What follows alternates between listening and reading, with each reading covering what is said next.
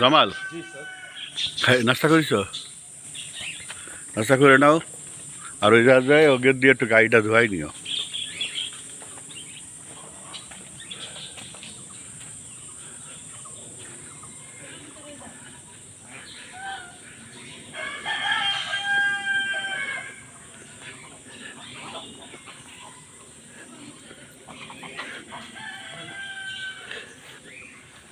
এটা সম্পূর্ণ কাঠের বাড়ি, অসাধারণ। এসেছিলাম, আমন্ত্রণ জানাতে পারতেছি না, যেহেতু এটা আমার নিজের না, আর ভাড়াও দেওয়া হয় না,